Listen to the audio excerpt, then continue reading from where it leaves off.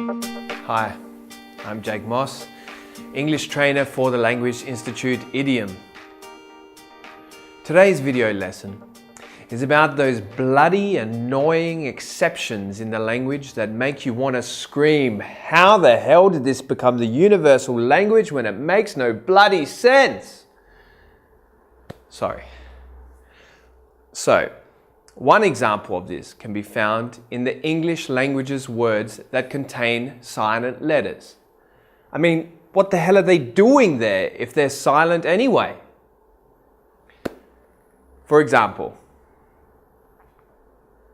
receipt, debt, scissors, new, and island.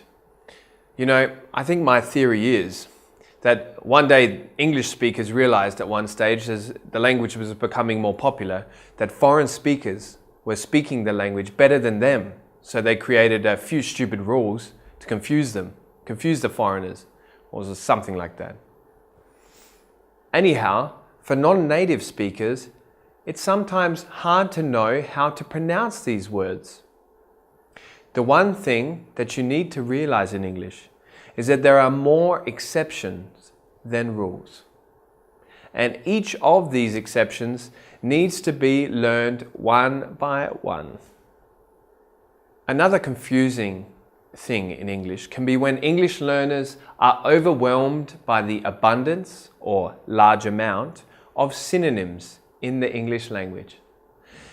Somebody quite wise, and probably with a moustache, once said, "A synonym is a word you use when you can't spell another one."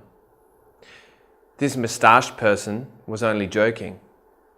Choosing the right word in English can sometimes be like standing in a synonym supermarket, where the shelves have hundreds of different choices with very subtle or little and not so noticeable differences. Look at the words watch, see, and look. All of these words would be found in the dictionary side by side together, referring to the use of our eyes.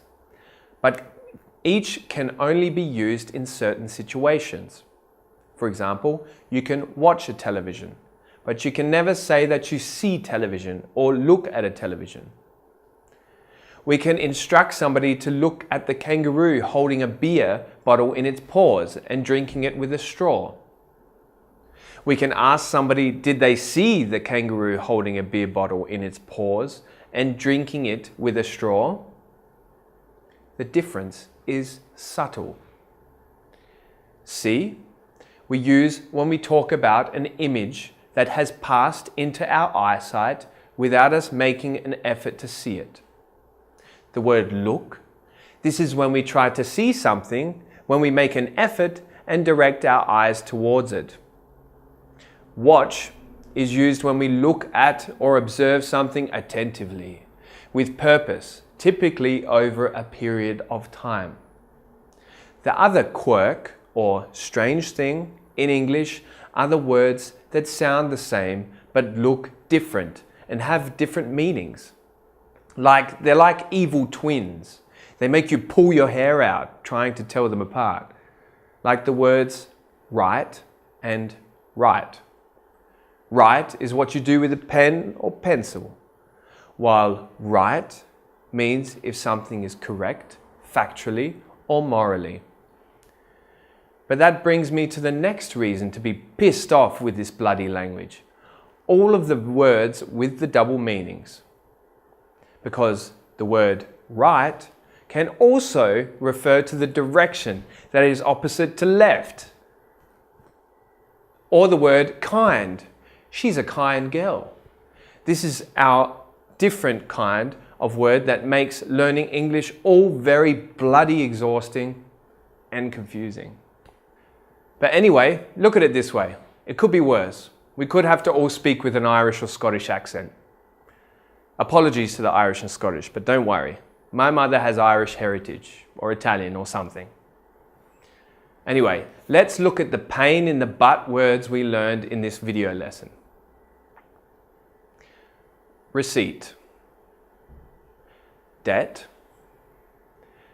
scissors, new, island, subtle, abundance, see, look and watch, quirk, right and right. If only we were all learning Mongolese. That's all for this video lesson brought to you by the Language Institute i-diom. We look forward to hearing from you soon. Be sure to subscribe to our channel. Ooh, yeah, subscribe to our channel. Subscribe.